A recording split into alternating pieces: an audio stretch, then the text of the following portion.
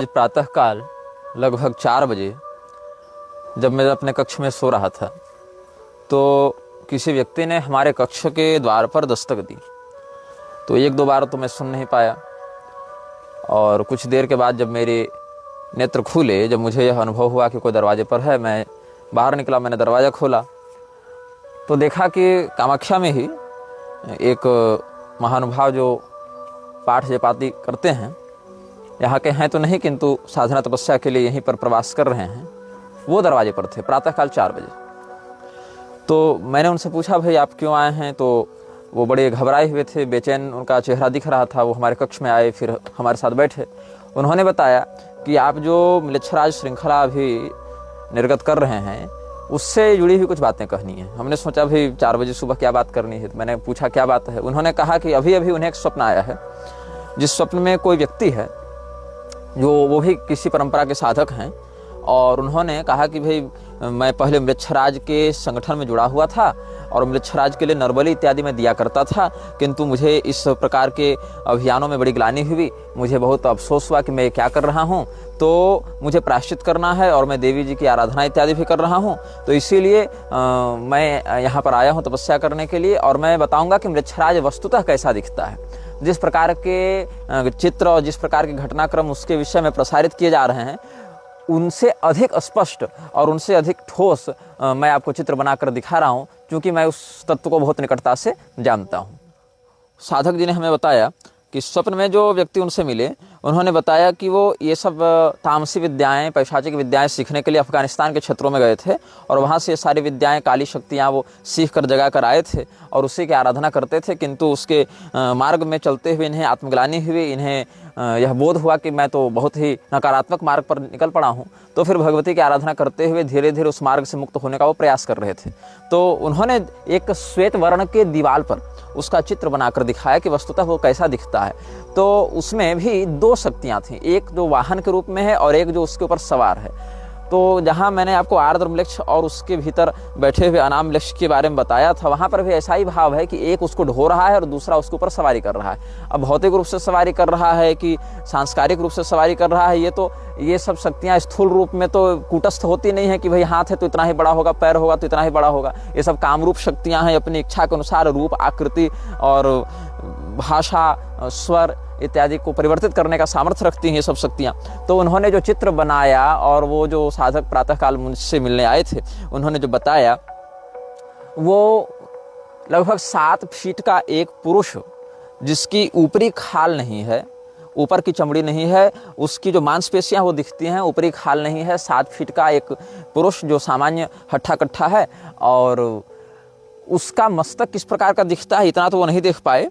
और उसके ऊपर मतलब उस 7 फीट का पुरुष वाहन के समान है, पुरुषाकार वाहन है जो ढो रहा है, और उसके ऊपर एक पिशाच सवार है जिसके 3 मस्तक हैं कंधे पर। एक पिशाच सवार है जिसके 3 मस्तक हैं, मैंने लिख लिया था, और 2 फीट का ही है लगभग। वो बौना पिशाच है, वो लगभग 2 फीट की ही ऊंचाई का है, बहुत काले रंग का है, उसके पंख इत्यादि भी हैं काले रंग का है। उसकी आंखें जो हैं वो बाहर की ओर टपकती हुई लगती हैं, जैसे उल्लू जब अपनी आंखों को फैला कर देखे या मधुमक्खी जब अपनी आंखों को फैला कर देखे तो उसकी आंखें बाहर की ओर निकली हुई दिखाई पड़ती हैं। वैसे ही इसकी आंखें बाहर की ओर निकली हुई हैं, और काले रंग का 2 फीट का लगभग बौने आकार का एक पतला पतला सा शरीर वाला 3 मस्तक का पिशाच उस 7 फीट वाले पुरुषाकार वाहन के ऊपर बैठा हुआ है। और यही उन दोनों तत्वों का एक साकार विग्रह जो स्वप्न में उन साधक को दूसरे किसी साधक ने अंतश्चेतना के माध्यम से संपर्क करके बताया, वो सुबह 4 बजे मेरे कक्ष में आकर वर्णन करके हमें बता रहे थे। वीडियो के कमेंट बॉक्स में आकर, चाहे फेसबुक हो, चाहे यूट्यूब हो, चाहे अन्य लोग जो अपने चैनल पर इस वीडियो को अपलोड कर रहे हैं, उन सभी लोगों के कमेंट बॉक्स में आकर बहुत से धूर्त लोग यह कहने में लगे हुए हैं कि शुक्राचार्य ही यहोवा है, तो शुक्राचार्य ही म्लेच्छराज हैं, शुक्राचार्य ही म्लेच्छ के गुरु हैं। वो म्लेच्छ के गुरु नहीं, वो असुरों के गुरु हैं। पहले इस बात को समझो, म्लेच्छ अलग हैं, असुर अलग हैं।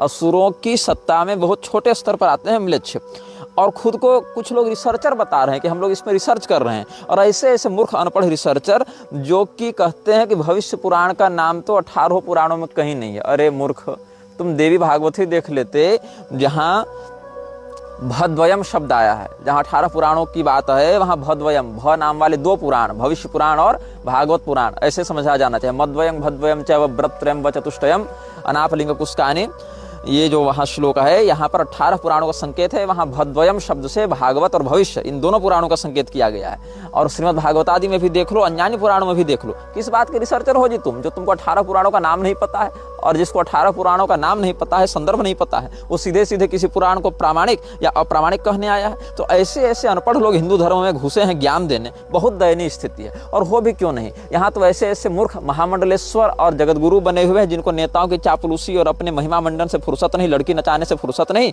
ऐसे ऐसे लोग सन्यासी बने हुए हैं। और हिंदू भी धर्म के ज्ञान के लिए जाएगा कहाँ? तो इंटरनेट में जाएगा। और इंटरनेट में यही सब सारे लोगों ने कचड़ा भर रखा है।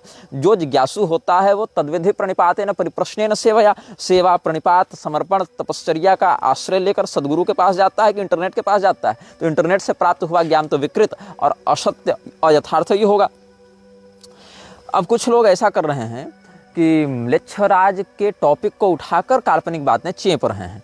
इनमें से मुझे सूचना प्राप्त हुई कि कुछ लोग तो हमारे भी पूर्व समर्थक रहे थे, जो बाद में सैद्धांतिक विरोध के कारण, जिनसे हमने सैद्धांतिक टकराव झेला और जिनकी पोल हमने खोली, वो सब फेसबुक छोड़कर भाग गए थे। और बाद में फिर फेसबुक पर आए हैं म्लेच्छराज के विषय में बताने कि वसुधा और पिंगल और किसका किसका तो है ऐसा, वो अपने म्लेच्छत्व के विषय में स्पष्ट कर रहे थे। कहते हैं कि वसुधा और पिंगल का पुत्र वर्तमान में म्लेच्छराज है और कलयुग के अंश से अवतरित है। वो जन्मना आर्य है, म्लेच्छ नहीं है। देखो, वो जन्मना आर्य नहीं है, जन्मना म्लेच्छ ही है। अब आर्य शब्द से ऐसा देखोगे तो जितने भी दैत्य हैं वो तो कश्यप जी की संतान होने से द्विजवत ही माने गए हैं बहुत स्थानों पर। तो ऐसा थोड़े कि उन सबको हम ब्राह्मण कह दें। और जितने भी म्लेच्छ हैं उनको असंस्कृत होने से ही अनार्य कहा गया है।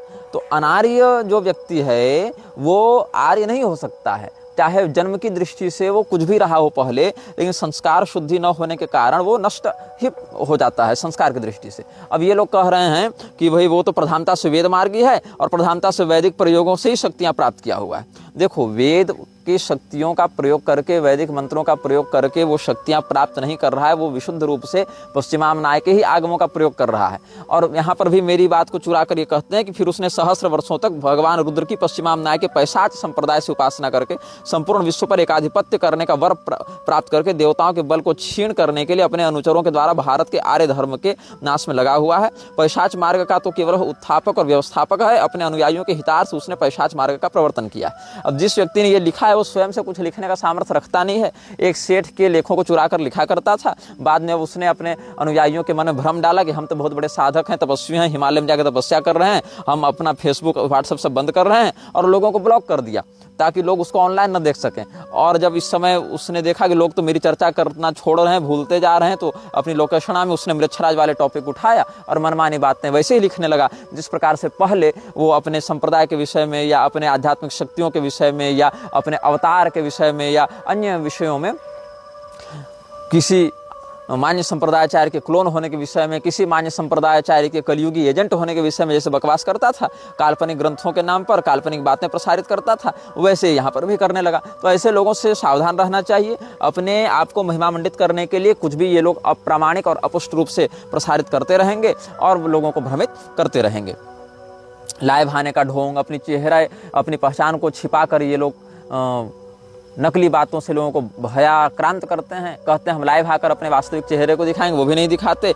नए नए ग्रंथ, अपने काल्पनिक बातों को प्रसारित करने के लिए गुरु परंपरा का ढोंग, और अब हर विषय के एक्सपर्ट बनकर हमारी ही नकल करते हुए नकली बातों को प्रसारित कर रहे हैं। बीच में किसी धूर्त ने, जो पहले मुझे फेसबुक पर कहता था कि आप न्यू वर्ल्ड ऑर्डर के बारे में क्यों नहीं बताते, हिंदू धर्म गुरुओं को वास्तविक संकटों के बारे में बताना चाहिए, और मुझे इस प्रकार से ललकारता था, तो मैंने कहा कि मैं 2012, 13, 14 में लिखता था, ये सब बोलता था। तो उसने कहा अब भी लिखिए, बोलिए। अब जब मैं लिखने बोलने लगा हूँ तो एक संदिग्ध चरित्र वाली महिला जो मेरे ऊपर अभद्र और यौन टिप्पणियां किया करती है, उसके दल में सम्मिलित होकर, वो भी अपनी पहचान उजागर नहीं करती, उसके दल में सम्मिलित होकर ये लोग कह रहे हैं कि तुम तो म्लेच्छराज के नाम से काल्पनिक बातें कह रहे हो। काल यवन कब से म्लेच्छराज हो गया? अरे मूर्खों, तुम अपने फेसबुक को छोड़कर ग्रंथ तो पकड़ो, तब तो पता चलेगा कि किन किन ग्रंथों में, देवी भागवत में, गर्ग संहिता में और किन किन महाकाव्यों में म्लेच्छराज के रूप में काल यवन का वर्णन है। और यह देखो, इन लोगों ने कहा भुसुंडी रामायण के नाम से काल्पनिक ग्रंथ का आश्रय लेकर ये भगवान श्री रामचंद्र जी की चरण पादुका के द्वारा म्लेच्छराज के पराजय का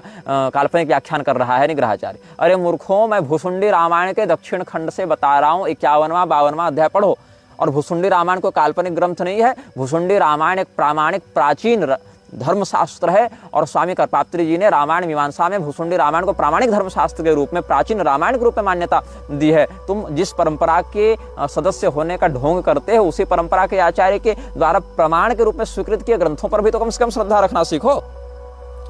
अच्छा, इसमें एक विषय और आया था बीच में जो कि मैं नहीं बताना चाहता था, लेकिन फिर भी कुछ लोग पूछ रहे थे तो बता दूंगा। जो मौन नरपतियों का 300 वर्षों का कार्यकाल है, उसमें बीच में राजतंत्र भी रहेगा और कहीं कहीं लोकतंत्र भी रहेगा, दोनों का मिश्रित काल चलेगा। अब लोग पूछेंगे कैसे? ऐसे कि जिस समय औरंगजेब का शासन दिल्ली में था, उसी समय शिवाजी महाराज का शासन महाराष्ट्र में था, तो समानांतर रूप से जो उनका हिंदवी स्वराज था वो भी आगे बढ़ रहा था और उधर से मुगल सत्ता भी अपना कार्य कर ही रही थी, तो दोनों का काल समान हो गया। तो लोग कहेंगे कि तुम एक बात स्पष्ट करो कि उस समय शिवाजी का शासन था कि उस समय औरंगजेब का शासन था? शासन तो दोनों का था, अपने अपने क्षेत्रों में, समग्रता से तो दोनों का नहीं था, अपने अपने क्षेत्र में दोनों का विस्तार था, बीच बीच में भिड़ंत संघर्ष इत्यादि होते रहते थे, जहां जहां सीमा का टकराव होता था। वैसे ही एक राजतंत्र के पुरोधा महाराज देवकर्ण भी आएंगे। देवकर्ण के विषय में हमने मंदसौर की धर्मसभा में, या मुझे लग रहा है कि और भी अन्य स्थानों पर, खाचरोद इत्यादि के धर्मसभा में भी हमने संकेत किया था। तो देवकर्ण के विषय में भी हम आपको बता दें कि एक राजा देवकर्ण होंगे, और वो कब होंगे, कहाँ होंगे? तो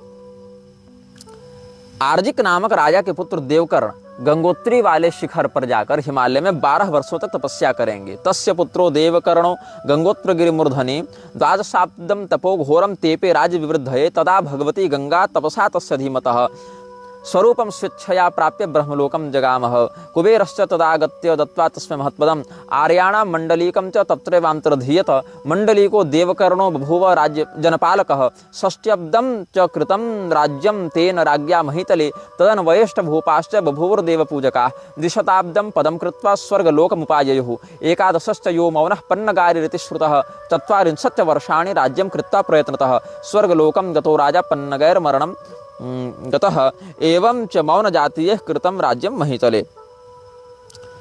यहाँ पर जो राजा आर्जिक हैं, उनके पुत्र देवकर्ण का वर्णन भविष्य पुराण में प्राप्त होता है। भविष्य पुराण में बहुत से विषय भूतकालिक गति से लिखे गए हैं, मतलब कि हम ऐसी भाषा में लिख रहे हैं जो भूतकाल में घटनाएं घटित हो चुकी हैं उनके लिए बताया जाता है। इसके पीछे एक और कारण है। भविष्य पुराण के नाम के पीछे दो बातें हैं। एक है भविष्य में होने वाली घटनाओं का वर्णन करने वाला पुराण, यह भी एक सामान्य अर्थ है। दूसरा एक रहस्यार्थ है, भविष्य के लोग इन घटनाओं के विषय में कैसे चर्चा करेंगे। भविष्य में इस पुराण के विषय में जब चर्चा की जाएगी तो लोग किस प्रकार के संवाद का प्रयोग करेंगे। तो लोग कहेंगे कि अमुक काल में अमुक राजा हुआ था, तो भविष्य के लोग ऐसी शैली में चर्चा करेंगे। इस भाव से भी भविष्य पुराण कहा जा सकता है। और कल्कि पुराण की भी जो कथावृत्ति सुखदेव जी ने वर्णित की है, अनुभागवत भी कहा जाता है कल्कि पुराण को, वहां भी ऐसी शब्दावली का प्रयोग किया गया भूतकालिक रीति से, जैसे लगे कल्कि अवतार हो चुका है। तो भगवान की कुछ लीलाएं भविष्यत गति से, कुछ भूतकाल की गति से आचार्यों ने वर्णित की हैं, क्योंकि वो त्रिकालदर्शी होते हैं। तो जो व्यक्ति त्रिकालदर्शी होता है उसके लिए भूत भविष्य वर्तमान सब प्रत्यक्ष के ही समान प्रतीत होता है। तो हम बता रहे थे राजा देवकर्ण के विषय में। देवकर्ण महाराज जिस समय आएंगे उसके 200 साल तक मौन नरपतियों का भी शासन रहेगा। मतलब आप इसको ऐसे समझ सकते हैं कि लगभग भारतीय लोकतंत्र के आप समझ लीजिए कि 125 साल के आसपास देवकर्ण का राज्य प्रारंभ हो जाना चाहिए इस भविष्यवाणी के अनुसार। और 12 वर्ष तक वो तपस्या करेंगे, भगवती गंगा की आराधना करेंगे गंगोत्री में जाकर, और वहाँ भगवती गंगा कुबेर जी के माध्यम से उनको पुनः राज्य पद का वरदान प्रदान करवाएंगे, ऐश्वर्य प्रदान करेंगे, क्योंकि ऐश्वर्यहीन व्यक्ति राजा नहीं हो सकता है, उसके लिए चाहिए पैसा, उसके लिए चाहिए वैभव। तो कुबेर जी की कृपा से उनको वैभव प्राप्त होगा। और कब तक ये राज्य करेंगे? तो इनकी 8 संततियां, मतलब 8 पीढ़ियां, इनके सीधे 8 पुत्र नहीं, इनकी 8 जनरेशंस, इनकी 8 पीढ़ियां भारत में 200 वर्षों तक राज्य करेंगी। तो 200 वर्षों तक जब ये लोग राज्य करेंगे तो अंतिम राजा का जो नाम होगा, ये जो स्वयं जो देवकर्ण होंगे उनका राज्य लगभग 60 वर्षों तक चलेगा। और फिर 200 वर्षों तक कुल इनका जो, ये भी मौन नरपतियों की ही श्रेणी में उसी कालखंड में आ जाएंगे। तो 11वां जो होगा इनके मौन नरपतियों के पीढ़ी में, उसका नाम होगा पन्नगारी, और वो 40 वर्षों तक इस पृथ्वी का राज्य भोगेगा, इस भारत भूमि का राज्य भोगेगा। और उसके बाद सर्पों के ही द्वारा उसको मृत्यु प्राप्त होगी, पन्नगैर मरणम गतः।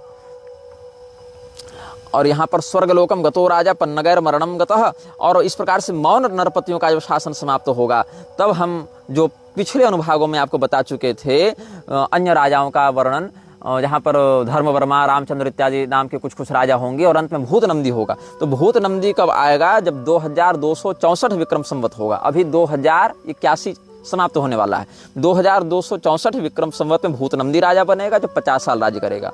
फिर उसके बाद शिशु नंदी राजा बनेगा जो 20 साल राज्य करेगा। फिर यशो नंदी राजा बनेगा जो 25 साल राज्य करेगा। फिर प्रवीरक राजा बनेगा जो 106 वर्ष राज्य करेगा, जो 11 वर्ष राज्य करेगा। तो 50, 20, 25 और 11, 106 वर्ष का हो गया। उसी समय अफगानिस्तान के क्षेत्र में म्लेच्छराज की सेना और यशोनंदी और प्रवीरक की सेना का युद्ध होगा, जिसमें एक ही महीने में 1 लाख म्लेच्छ मरेंगे और 60,000 भारतीय सैनिक मरेंगे। जिसके बाद यशोनंदी को अपनी पुत्री जालवती का कन्यादान करके म्लेच्छराज घुसपैठ करेगा। उससे होने वाली बाहलिक इत्यादि संतानें भी म्लेच्छ कहलाएंगे। युद्ध से तो यहाँ जीत नहीं पा रहा है म्लेच्छराज, तो उस समय क्या करेगा? घुसपैठ करके पारिवारिक रिश्ता जोड़कर उसके खून को विकृत करेगा और वहाँ अपने नाते के माध्यम से वो पारिवारिक घुसपैठ करके भारत पर कब्जा कर लेगा। उसके बाद बाहलिक इत्यादि 13 पीढ़ी तक 400 वर्षों तक जिसका वंश राज्य करेगा। तब तक कितना हो गया? इधर 106, इधर 2264 और उधर 400, इधर 106, मतलब 2770 विक्रम संवत जब आएगा। उसके बाद भारत में गृह युद्ध छिड़ेगा। 2 साल गृह युद्ध के बाद पुष्यमित्र द्वितीय, ध्यान से सुनेंगे, पुष्यमित्र शुंग नहीं, लोग ध्यान से सुनते नहीं, कमेंट में पूछते हैं। पुष्यमित्र द्वितीय इस भारत के राजा बनेंगे और वो 100 वर्षों तक राज भोगने के बाद, धर्म की झंडे को, धर्म के ध्वजा को फहराने के बाद भ्रमित होकर कलयुग के मित्र बन जाएंगे। यद्यपि उनकी स्वयं की दुर्गति नहीं होगी, वो तो अपने सत्कर्म के कारण दिव्य लोक में ही जाएंगे, लेकिन कलयुग के मित्र हो जाने के कारण वो कलयुग के विरोध को छोड़ देंगे, कलयुग का विरोध नहीं करेंगे और कलयुग फिर अपनी इच्छा के अनुसार अधर्म का विस्तार करता रहेगा। ये सब बातें भी धर्मशास्त्रों में संकेत के रूप में कहीं समास, कहीं व्यास विधान से वर्णित हैं। और हमने आपको एक और विषय यहाँ पर बताया था, जब बृहद पाराशर होरा शास्त्र के केतु महादशा प्रकरण से हम आपको बता रहे थे, तो वहाँ पर एक फलश्रुति थी कि जो म्लेच्छ के राजा होंगे, म्लेच्छराज होंगे, उनके द्वारा इस व्यक्ति को धन प्राप्त होगा। जो व्यक्ति केतु की अशुभ दशा का फल, केतु की उत्तम दशा का फल भोगेगा। केतु उत्कृष्ट दशा करोति विजय क्रूर क्रियार्थागमम म्लेच्छमापति लब्ध भाग्य कवन प्रारंभ शत्रुच्छया। और इसी में केतु के अंतर्गत यदि राहु की अंतर्दशा आ जावे तो विशेष करके यह फल घटित होने लग जाता है। यहाँ पर आप बृहद पाराशर होरा शास्त्र में ही देखेंगे तो केतु अंतर्गते राहु स्वच्छ मित्र स्वराशिगे, केतु की महादशा में अंतर्दशा राहु की चले और राहु शुभ राशि में हो, उच्च राशि में हो, मित्र गृह में हो या स्वगृह में हो या केंद्र त्रिकोण इत्यादि में हो, तो म्लेच्छ प्रभु वसात सौक्षम धन धान्य फलादिकम, म्लेच्छ राज के सहयोग से, उसकी कृपा से उसको सुख, धन धान्य, प्रतिष्ठा इत्यादि की भी प्राप्ति होती है। ऐसा बृहद पाराशर होरा शास्त्र में भविष्यवाणी की गई है। एक लक्ष्यराज नामक व्यक्ति ने हमारे फेसबुक पेज पर किसी श्रृंखला के अनुभाग में टिप्पणी की थी। वो टिप्पणी भी मैं पढ़कर सुना देता हूँ। ये लिखते हैं कि पूज्य आचार्यवर, ईसाई मत में एक सैटेनिक चर्च है जहाँ पर ठीक ठीक म्लेच्छराज जैसे स्वरूप वाले एक शैतान की प्रतिमा स्थापित है। उसका मुख गधे के जैसा, पंख हैं और पैर घोड़े जैसे हैं। इस शैतान म्लेच्छराज की प्रतिमा के इर्द गिर्द वहाँ पे 15 ऐसे चित्रपट लगे हैं जिनमें मानवीय स्वरूप का ज्यामितीय रूप चित्रित है, पर कोई शारीरिक रूप का चित्रण नहीं है। यह स्थान बड़ा विवादास्पद और विचित्र है। देखिए, ये बात मैं जानता नहीं था कि कहीं कुछ ऐसी बात है। ये जैसा बता रहे हैं वैसा मैं आपको पढ़ के सुना रहा हूँ। कुछ यहूदी पोप को भी इसी शैतान का गुप्त अनुयायी बताते हैं, यद्यपि मेरे शोध से भी यह बात कुछ अंशों में ग्राह्य है। जिस प्रकार हमारी वैदिक संस्कृति में जगतगुरु शंकराचार्य जी किसी भी राजा या अन्य आचार्य आदि के चरण तक नहीं स्पर्श करते, ऐसा ही नियम ईसाइयों में भी है। फिर भी पोप का चित्र एक बार देखने में आया था जहां वह एक मुसलमान राजा, संभवतः अरब के राजा के पैरों को चूम रहा था। अन्य भी कई सारी बातें हैं जिससे इस बात की पुष्टि होती है। जैसे वेटिकन सिटी के धार्मिक सभागार में सर्प की आकृति बनवाना पोप के द्वारा, जबकि सर्प को ईसाई मत में शैतान और का प्रतीक मानकर शत्रु माना गया, शैतान समझते हुए। अस्तु, अन्य भी कई प्रकरण हैं जिससे आपकी द्वारा बताई जा रही बातें मेरे निजी शोध को भी बल और संतुष्टि प्रदान कर रही हैं। आप इस श्रृंखला को चलाते रहें और निर्भय होकर वक्तव्य दें। सादर प्रणाम। जय श्री जानकी वल्लभ भगवान, जय श्री आंजनेय महास्वामी जी। ये इन्होंने कहा लक्ष्यराज जी ने। और इसके अतिरिक्त व्हाट्सएप और फेसबुक पर भी कुछ लोगों ने संपर्क किया, जिसमें एक बंगाल के कूच बिहार से कोई सज्जन है और एक कोई दूसरे व्यक्ति हैं। और इन्होंने ऐसा हमको संदेश भेजा है। एक दूसरे व्यक्ति जो हैं वो अन्य बहुत लंबे चौड़े उन्होंने मैसेज भेजे हैं और उन्होंने बहुत कुछ म्लेच्छराज के विषय में खुलकर बताया और कहा है कि इनका वंश कई पीढ़ियों से म्लेच्छराज से टकराता रहा है। इन्होंने ऑडियो में भी बहुत सारी बातें बताई हैं, जिसको मैं समयानुसार प्रकाशित करूंगा यदि आप लोगों की बुद्धि का स्तर वैसा दिखा। और बहुत कुछ इन्होंने लिख कर भी भेजा है, चित्र इत्यादि भी भेजे हैं। अपने पिताजी के जो भारतीय सेना में पूर्व कमांडो रहे थे और 1965, 67 और 71 तीनों में युद्ध लड़े हैं, पाकिस्तान, चीन और बांग्लादेश के साथ। अब तो ये परलोक चले गए। अपनी माता जी का ये चित्र भेजते हैं, अपना और अपनी पत्नी का चित्र भेजते हैं। और ये पहले तो म्लेच्छराज के प्रभाव में आकर खूब मांस मदिरा इत्यादि किए थे, बाद में ये सब कुछ छोड़ दिए, ये तंबाकू, बीड़ी, सिगरेट इत्यादि भी छोड़ दिए और बहुत प्रकार से मृत्यु का सामना करते हुए बचे। और ये पीढ़ियों से म्लेच्छराज के अभियानों को खंडित करने के लिए गुप्त रूप से लगे हुए हैं, ऐसा ये दावा कर रहे हैं। और बहुत कुछ मिलकर भी ये बात करना चाहते हैं। कहते हैं कि मैं सारी बात तो यहाँ पर नहीं बता पाऊंगा। मिलिट्री ग्रेड आर्टिफिशियल सैटेलाइट्स भी हर इंसान को डिस्टिंक्ट ब्रेन सिग्नेचर को पहचानती हैं और फियर, एंजाइटी, डिप्रेशन इत्यादि सब रोग दोष इत्यादि को भी ट्रांसमिट कर सकती हैं। इसीलिए मैं ऑडियो पर बहुत कुछ नहीं बताऊँगा और सब कुछ आपको लिख कर भेजता हूँ। और बहुत कुछ इन्होंने अपना क्रोनोलॉजिकल बताया है। Most royal blood lines are there evil gene pools too. और यही कारण है कि इन्होंने अपने शरीर में कुछ ऐसी विकृति अनुभव की म्लेच्छराज से टकराने के फलस्वरूप कि इन्होंने कहा कि यदि मैं संतान उत्पन्न करूंगा तो मेरी संतानों पर भी उसका नकारात्मक प्रभाव पड़ेगा, इसीलिए संतान उत्पन्न नहीं करेंगे। क्योंकि इनको अपनी जो पूर्वज परंपरा है वहां से पता चला कि इनके वंश में जर्मन ब्लड भी सम्मिलित हुआ था, जर्मन और स्विस ब्लड इनके वंश में सम्मिलित हुआ था, ऐसा शायद ये कुछ लिख रहे थे। तो फिर इन्होंने यह भी निर्णय लिया है कि आगे संतान को उत्पन्न नहीं करेंगे ताकि और कोई सांकर्य प्रसारित न हो। तो इस प्रकार से ये बहुत से लोग इस श्रृंखला के माध्यम से अपने उन रहस्यों को और उन अभियानों को प्रकाशित कर रहे हैं जो आज तक वो लड़ते आ रहे थे, आज तक वो संघर्ष करते आ रहे थे। और उनको एक आशा थी कि कोई व्यक्ति सामने आकर मुखर होकर इन रहस्यों पर चर्चा करे, इन रहस्यों पर बातचीत करे। तो हमारे माध्यम से इनको कुछ आशा दिखी होगी। कल्कि पुराण में एक बहुत ही उक्ति सुंदर है और महत्वपूर्ण है। आज मैं कल्कि पुराण का भी अध्ययन कर रहा था, जो कि शास्त्रों का अध्ययन तो करते ही रहते हैं। तो वहाँ पर एक बड़ी सुंदर उक्ति हमें मिली और उस उक्ति को आप जितनी गंभीरता से समझेंगे सनातन धर्म के प्रति उतने अच्छे से कार्य कर पाएंगे। 3 पंक्तियाँ, 1.5 श्लोक हैं। अवध्यस्य वधे यावांस तावान वध्यस्य रक्षणे इत्याह भगवान व्यासः सर्व वेदार्थ तत्परः प्रायश्चित्तम न तत्रास्ति यत्रा धर्मः प्रवर्तते। सभी वेदों के अर्थ को समझने वाले, जानने वाले भगवान वेदव्यास जी ने क्या कहा है? जो व्यक्ति निर्दोष है, जो व्यक्ति अवध्य है, उसका वध करने से, उसकी हत्या करने से जो पाप लगता है वही पाप वध्य व्यक्ति की रक्षा करने से भी लगता है। मतलब जिस व्यक्ति को मार देना चाहिए उस व्यक्ति की रक्षा करने से भी वही पाप लगता है जो निर्दोष की हत्या करने से पाप लगता है। इसीलिए जहाँ अधर्म को प्रोत्साहित किया जाए, जहाँ से अधर्म को बढ़ावा मिले, धर्म की हानि हो, ऐसे व्यक्ति को मारना ही धर्म का निर्णय है। आतताई वधारणः, और उस व्यक्ति के वध के बजाय यदि आप उसका संरक्षण करेंगे, उसको बचाएंगे, तो वही दोष आपको लगेगा जो निर्दोष की हत्या से प्राप्त होता, और फिर उस पाप का कोई प्रायश्चित नहीं है। यह कल्कि पुराण में भगवान वेदव्यास जी का मत भगवान कल्कि के समक्ष प्रस्तुत किया गया है। कुछ लोगों ने कलिपुरुष के विषय में जानने की इच्छा भी व्यक्त की थी और हम कलिपुरुष के विषय में कुछ स्पष्ट बातें भी आपको व्यक्त करेंगे। केवल कलिपुरुष नहीं, उसके पूरे खानदान के विषय में बताएंगे। और ये बिल्कुल प्रामाणिक बात आपके समक्ष हम कह रहे हैं। देखिए, अप्रामाणिक मैं कहता ही नहीं हूँ इन विषयों में, किसी विषय में भी मैं अप्रामाणिक बात कहने का पक्षधर नहीं हूँ, अप्रामाणिक बात सुनने का पक्षधर नहीं हूँ। बहुत से लोग यह कहते हैं कि तुम बहुत सारी फेसबुक आईडी, यूट्यूब आईडी बनाकर अपने समर्थन में कमेंट करते हो। ऐसा भी नहीं है। जो भी आईडी है वो मेरे वास्तविक नाम से प्रसारित होने वाली ही आईडी है, कोई दूसरी आईडी भी नहीं है। लेकिन लोग स्वयं जिस प्रकार के होते हैं, कपटी, छली, विश्वासघाती, सामने वाले को वैसा ही समझते हैं, क्योंकि सामने वाले के जीवन में भी कुछ सच्चाई और निर्भयता हो सकती है, इस प्रकार की कल्पना वो नहीं कर पाते। तो जो कल्कि पुराण का प्रथम अंश है, वहीं पर कलिपुरुष के विषय में बताया गया है। कलिपुरुष का उद्भव कैसे हुआ, कलिपुरुष के कुल खानदान में कौन लोग हैं? स चा धर्म इति ख्यातस्तस्य वंशानुकीर्तनात् श्रवणात् स्मरणात् लोकः सर्व पापैः प्रमुच्यते। इस कलिपुरुष के उद्भव की घटना को सुनने और स्मरण करने से भी व्यक्ति पाप से मुक्त हो जाता है। ये कल्कि पुराण में कहा गया है।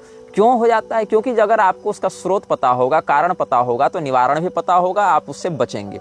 इसीलिए रोग को जानने से व्यक्ति रोग मुक्त होता है। क्योंकि रोग की पहचान होगी तभी तो रोग की चिकित्सा कर पाएंगे। जो रोग की पहचान ही नहीं कर पाएगा वो तो अंदरूनी रोग बढ़ता जाएगा, मार डालेगा।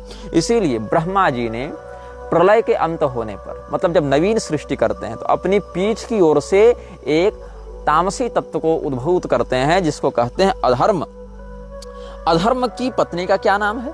अधर्मस्य प्रिया रम्या मिथ्या मार्जार लोचना तस्य पुत्रोति तेजस्वी दंभः परम कोपना।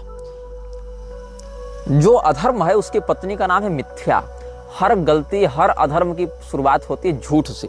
और ये मिथ्या देवी कैसी दिखती हैं? ये मार्जार लोचना, इसकी आंखें बिल्ली की आंखों के समान दिखाई पड़ती हैं। और इसी से बहुत क्रोध करने वाले एक पुत्र की उत्पत्ति हुई, जिसको कहते हैं दंभ। और ये दंभ बड़ा तेजस्वी है, अच्छे अच्छे लोगों को अपने प्रभाव में ले लेता है, अपने वश में कर लेता है। और जो 15 लोग मृच्छराज के समूह में हैं, काउंसिल ऑफ 17 रूल्ड बाय 2। अच्छा, इसमें भी एक बात है कि कोई अंश है 2 किंग्स, शायद बाइबल में है या कहाँ है, वहाँ कोई व्यक्ति कमेंट करके बता रहे थे कि 2 किंग्स का जो 17वां है अनुच्छेद, 2 किंग्स का 17th, उसमें वो जो दोनों मृक्ष हैं उनके लिए बच्चों के बलिदान का वर्णन है, जो अग्निकुंड में बच्चों के बलि दे दिया करते थे ना, बाल वर्षिप इत्यादि भी बहुत से लोग कहते हैं। और हमने जो कहा था सीरियन सभ्यता वाले जो राजागण थे वो अपने पहले बच्चे का बलिदान कर देते थे अग्निकुंड में, वो सब बातें 2 किंग्स के 17th पैरा में वर्णित हैं। और वो कहे कि आपकी शब्दावली मिलती जुलती है काउंसिल ऑफ 17 रूल्ड बाय 2 से। तो जो 15 पार्षद हैं उनमें एक दंभ भी है। तो तस्य पुत्रोति तेजस्वी दंभः परम कोपनः। और इसी से एक पुत्री का भी जन्म हुआ, अधर्म और मिथ्या के माध्यम से एक पुत्री का जन्म हुआ, जिसको कहते हैं माया। ये माया ब्रह्म माया वाली नहीं है, महामाया वाली नहीं है। ये माया जो है वो बंधन कारिणी माया है, जो लोगों को भटकाने वाली माया है और लोगों को अधर्म की ओर आकर्षित करने वाली माया है। मतलब ये अज्ञानोद्भूता माया है। तो स मायायां भगिन्यां तु लोभम पुत्रम च कन्यकाम निकृतिम जनयामास तयोः क्रोधः सुतो भवत्। अब ये माया कौन है? ये माया तो दंभ की बहन है, लेकिन इसी दंभ ने अपनी बहन से संतान को उत्पन्न किया और उस संतान का नाम हुआ लोभ। और एक बेटी भी हुई जिसका नाम था निकृति। अब ये जो निकृति है और जो लोभ हैं, ये दोनों भी भाई बहन लगे आपस में, लेकिन इन दोनों ने आपस में संतान उत्पन्न कर लिया, मतलब पूरा खानदानी चौपट है। तो पहले अधर्म ने अपनी बहन मिथ्या से दंभ नामक पुत्र को जन्म दिया, फिर दंभ ने अपनी बहन माया से लोभ नामक पुत्र को जन्म दिया और निकृति नामक पुत्री को, फिर लोभ ने अपनी बहन निकृति से क्रोध को जन्म दिया और क्रोध ने अपनी बहन हिंसा के माध्यम से कलि पुरुष को जन्म दिया। तो सहिंसायां भगिन्यां तु जनयामास तम कलिम वाम हस्त धृतोपस्थम तैलाभ्यंजान जन प्रभम काकोदरम करालास्यम लोलज्जिह्वम भयानकम पूतिगंधम द्यूत मध्य स्त्री सुवर्णकृताश्रयम। तो ये जो कलि पुरुष है उसके जो खानदान की बात है वो कैसे हुई? ब्रह्मा जी की पीठ से अधर्म और मिथ्या का जन्म हुआ। अधर्म और मिथ्या आपस में यद्यपि भाई बहन थे, किंतु उन्होंने दंभ नामक पुत्र को जन्म दिया और माया नामक पुत्री को जन्म दिया। फिर अपनी बहन माया से दंभ ने लोभ और निकृति को जन्म दिया, फिर लोभ ने अपनी बहन निकृति के माध्यम से क्रोध और हिंसा को जन्म दिया और क्रोध ने अपनी बहन हिंसा के माध्यम से कलि पुरुष को जन्म दिया। पुनः स्पष्ट करने के लिए हमने इस बात को दोबारा आपको बता दिया है। अब ये जो बुद्धि को, विवेक को नष्ट करके व्यक्ति को भ्रमित करने वाली उन्माद कारिणी जो शक्ति है, उसी को यहाँ माया शब्द से समझा जाना चाहिए। और उसी माया और अधर्म के पूरे ये वंशज हैं। और यह जो कलि पुरुष है उसका स्वरूप कैसा बताया गया कल के पुराण में? अपने बाएं हाथ में उपस्थ भाग को धारण करके। और वह उपस्थ कैसा है? तैलाभ्यक्ताम जन प्रभम। पूरा शरीर ही, उपस्थ भी तो उसी का हिस्सा है। काले रंग के काजल से पूरा शरीर चुपड़ा हुआ है और उसके ऊपर तेल डाल दीजिए तो चमकीला काला हो जाएगा शरीर। मतलब काले रंग का काजल है और पूरा शरीर काजल के समान काला है, उसके ऊपर तेल डाल दीजिए तो चमकेगा, उस प्रकार का इसका शरीर है। और काकोदरम करालास्यम लोलज्जिह्वम भयानकम। इसका जो पेट है वह कौवे के समान दिखाई पड़ता है।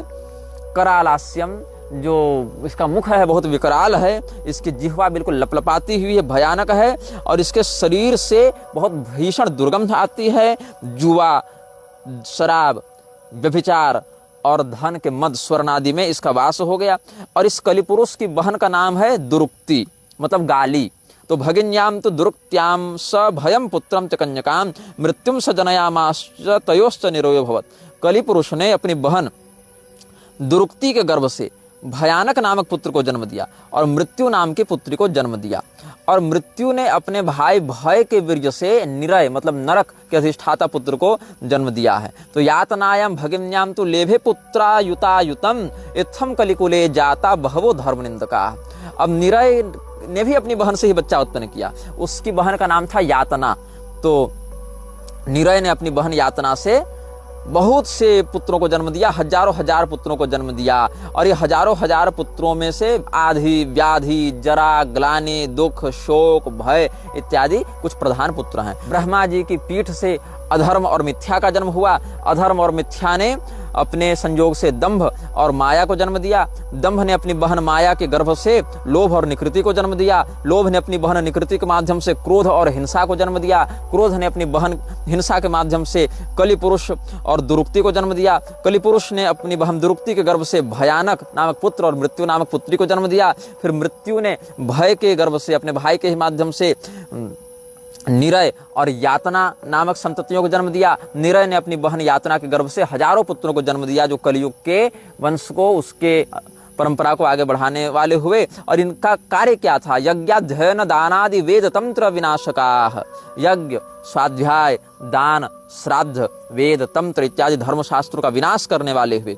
और कलिराजानुगाश्चेरुर्यूथसो लोकनाशकाः बभूवुः काल विभ्रष्टाः क्षणिकाः कामुका नराः दंभाचार दुराचारास्तात मातृविहिंसकाः वेदहीना द्विजादीना शूद्र सेवा पराः सदा। ये धर्म निंदक आधि व्याधि जरा ग्लानि दुख शोक भय का आश्रय लेकर यज्ञ स्वाध्याय दान धर्म श्राद्ध वेद तंत्रादि धर्मशास्त्रों का विनाश करने वाले हुए। लोक विनाशी यूथ के यूथ झुंड के झुंड ये सब कलिराज के कलिपुरुष के जो अनुचर हैं, वो जो कलिराज के जो सेवक हैं, उन्होंने मनुष्य शरीर को धारण करके इस सृष्टि का विनाश करना आरंभ किया है, कामुक और क्षणभंगुर शरीर को धारण करके। और दंभी दुराचारी माता पिता का तिरस्कार करने वाले ये सब ब्राह्मणों के घर में जन्म लेने लगे। आज भी आप देखें कि तो अधिकांश जो वामपंथी हैं वो उसमें से जो बड़ी संख्या ब्राह्मणों की है। ये सब ब्राह्मण नहीं है, ये सब ब्राह्मणों के वेश में आए हुए असुर हैं, जो सत्यनिष्ठ तपोनिष्ठ शास्त्रनिष्ठ और सदाचारी संयमी धीर व्रती ब्राह्मण कुल में उत्पन्न सदाचारी होगा वही ब्राह्मण माना जाएगा। केवल ब्राह्मण कुल में जन्म लेने मात्र से अगर वो ब्राह्मण संपूर्णता से अभिव्यक्त हो जावे तो फिर देवी भागवत की भविष्यवाणी निष्फल हो जाएगी, जहां पर दुष्कृत के फलस्वरूप राक्षसों का ब्राह्मण कुल में कलयुग में जन्म लेना भी वर्णित है। तो ऐसे ब्राह्मणों का लक्षण क्या होगा? वो दंभ दुराचार में रहेंगे, शूद्रों की सेवा करेंगे, वेद ज्ञान से विहीन होंगे, कुतर्कवाद बहुला धर्म विक्रयणो धमा वेद विक्रयणो ब्रात रस विक्रयणस्तथा मांस विक्रयण क्रूरा शिष्णोदर परायणाः परदार रता मत्ता वर्ण संकर कारकाः। धर्म बेचने वाले होंगे, वेद बेचने वाले होंगे, हर बात में कुतर्क करने वाले होंगे, नमक इत्यादि का व्यापार करने वाले होंगे, मांस बेचने वाले होंगे, ब्रात्य हो जाएंगे, यज्ञोपवीत संस्कार इत्यादि को नहीं मानेंगे, केवल लिंग और पेट की संतुष्टि को ही प्रधानता देंगे, दूसरे की स्त्री श्रवण करने वाले होंगे, शराब पीने वाले होंगे, वर्ण संकर संतान को उत्पन्न करने वाले होंगे, ह्रस्वाकारा पापसारा षठा मठ निवासिनः षोडशाब्दायुषः शाल बांधवा नीच संगमाः। ये लोग ह्रस्वाकार होंगे, पाप परायण होंगे, धूर्त शठ होंगे, मठों में रहने वाले हो जाएंगे। मठाधीश महामंडलेश्वर ये सब देख रहे हो ना, जगत गुरु बने घूम रहे हैं। इनमें से 100 अगर मठाधीश हैं, उसमें 95 मठाधीश तो ऐसे ही हैं, बस 5 ही कोई विशुद्ध परंपरा का शास्त्री मिल जाए। तो अभी क्या हुआ, कुंडली श्रृंगेरी के नाम से एक जो मठ है, वहां पर जो कोई दत्तराज देश पांडे बना हुआ है शंकराचार्य, पहले आरएसएस का प्रचारक था, आरएसएस का एजेंट था, वहां शंकराचार्य बन गया। और जो हमने उसका विरोध किया तो शंकर परंपरा के ही लोग हमको गाली देने आए थे कि तुम शंकराचार्य परंपरा का विरोध करते हो। वो तो देखो सांगोपांग ऋग्वेद पढ़ा हुआ है, 10 ग्रंथि पढ़ा हुआ है परंपरा से। तो हमने भाई कहा कि भाई क्या पढ़ा है क्या नहीं पढ़ा है, उसके साथ साथ उसकी क्रिया और उसका परिणाम भी तो देखो। तो अभी नागपुर में उसने 3 दिन की सभा की, उसमें खूब उसने अविधि पूर्वक मांसाहार का समर्थन किया। देवेंद्र फडणवीस वहीं बैठा हुआ था। तब ये लोग को झटका लगा कि ये क्या कह रहा है। हमने कहा तुमको जो बात आज समझ में आ रही वही बात हम साल भर से चिल्ला रहे हैं। तब तो तुम लोग कह रहे थे निग्रहाचार्य संतों को गाली देता है, हमारे मठाधीश को शंकराचार्य परंपरा को गाली देता है। परंपरा को गाली थोड़ी दी हमने, परंपरा में जो ये सब सठा मठ निवासी न घुसे हुए उनको ना हम कह रहे थे। तो तुम लोग को सारी बात समझ में आती है, लेकिन जब तक समझ में आती है तब तक वो समय बीत चुका होता है, हमको तुम लोग पर्याप्त गाली दे चुके होते हो। तो विवाद कलह क्षुब्धा केश वेश विभूषणा कलौ कुलीना धनिनः पूज्या वा धूषिका द्विजा संन्यासिनो गृहासक्ता गृहस्थास्त्व विवेकिनः गुरु निंदा परा धर्म ध्वजनः साधु वंचका। विवाद कलह इत्यादि में क्षुब्ध, केवल साज श्रृंगार मेकअप में आसक्त, धनी कुलीन और ब्याजग्राही ब्राह्मण ही कलयुग में पूजनीय होने लगे हैं। सन्यासी लोग गृहस्थ धर्म के अनुरागी हो जा रहे हैं। देखो अभी कैलासानंद कैसे वो हर्षा छारिया को एकदम अपने पास बुलाने के लिए तड़प रहा है, और अवधेशानंद और रविंद्रपुरी जैसे म्लेच्छ समर्थक उसका कैसे समर्थन कर रहे हैं। पूरा अखाड़ा परिषद आ गया है उसके समर्थन में। एक हीरोइन को नचाने के लिए सारे लोग अपनी लंगोटी खोलकर दौड़े चल रहे हैं, देख लो। और क्या है, महामंडलेश्वर जगत गुरु ब्रह्मनिष्ठ संत हैं ये लोग। तो ये सब धर्म ध्वजन साधु वंचका, ढोंगी, संसार को ठगने वाले, केवल धर्म के नाम पर पाखंड फैलाने वाले ये सब लोग हैं। ये सब बातें हैं। वाचालत्तम च पांडित्य शोर्थ धर्म सेवनम, ये सब बातें हैं। बहुत बोलने वाला व्यक्ति पंडित हो जाएगा, यश प्राप्ति की इच्छा से धर्म प्रचार करने लगेंगे। धनाढ्यत्वम च साधुत्वे दूरे नीरे च तीर्थता सूत्र मात्रेण विप्रत्वम दंड मात्रेण मस्करी। जो धनवान है वही साधु हो जाएगा, जो दूर देश की नदियां केवल वही तीर्थ मानी जाएंगी। अपने घर के बगल की गंगा यमुना को तो प्रदूषित कर देंगे। केवल जनेऊ टांग लेने से लोग कहेंगे हम ब्राह्मण हो गए, और केवल दंड धारण कर लिया तो कह देंगे सन्यासी हो गए। और क्या होगा, अल्पसस्या वसुमती नदी तीरे वरोपिता, नदी अपना किनारा छोड़कर बहेगी, पृथ्वी में अन्न उपजना बहुत कम हो जाएगा। स्त्रियों वेश्यालाप सुखा, स्त्रियां वेश्याओं के समान व्यवहार करके स्वयं को वेश्याओं के समान बाजारू बनाकर प्रदर्शन करने लगेंगी। स्वपुंसा त्यक्त मानसा, और अपने पति में अनुरक्त नहीं रहेंगी। परान्न लोलुपा विप्राश चंडाल गृह याजका, दूसरे से दक्षिणा और पैसा और सब यशो सम्मान इत्यादि, यशो सम्मान इत्यादि मिल जावे, खूब अन्न मिल जावे, इसके लिए चांडाल इत्यादि के भी घर में जाकर पुरोहित करने लगेंगे। स्त्रियां जो हैं वो स्वच्छंदाचरण प्रिया, जिस प्रकार से स्त्रियों का अनुशासन शास्त्र वर्णित करते हैं उस अनुशासन में नहीं, बल्कि मनमौजी अनुशासन मनमौजी आचरण वाली स्त्रियां हो जाएंगी। मेघ कहीं बारिश करेंगे कहीं नहीं करेंगे। प्रजा भक्षा नृपा लोका कर पीड़ा प्रपीड़िता, निर्मला सीतारमण, जो प्रजा है उसका भक्षण करने के लिए राजा तत्पर रहेंगे, और हर चीज में केवल टैक्स बढ़ाना ही इनका अभिष्ट कार्य होगा। हर चीज में टैक्स लगा दो, टैक्स लगा दो, यही सब कलि पुरुष का कार्य है ना। और क्या होगा, एवं तो प्रथमे पादे कलेह कृष्ण वृंद का, भगवान कृष्ण की निंदा करने वाले लोग कलयुग के प्रथम चरण में होंगे। दूसरे चरण में तो भगवान कृष्ण का नाम भी लेने वाले लोग नहीं बचेंगे। द्वितीय तो नाम ही नाश, तृतीय वर्ण संकरा, तीसरे चरण में परिपूर्णता से वर्ण संकर हो जाएंगे। और एक वर्णाश चतुर्थे च विस्मृताच्युत सत्क्रिया, और भगवान का पूजन भजन सब छोड़कर चौथे चरण में तो सभी एक वर्णी हो जाएंगे, मतलब सबके सब पूर्णतया म्लेच्छयी हो जाएंगे। ये सब बातें हम नहीं कह रहे, कल की पुराण में ये सब बातें बताई हुई हैं भविष्यवाणी के रूप में, और कलि पुरुष के पूरे खानदान का हम आपके समक्ष वर्णन कर चुके हैं। यह वीडियो जल्द ही हटा दिया जा सकता है। कृपया थर्ड पार्टी ऐप्स का उपयोग करके डाउनलोड करें। आप इस वीडियो को अपने चैनल पर फिर से अपलोड भी कर सकते हैं।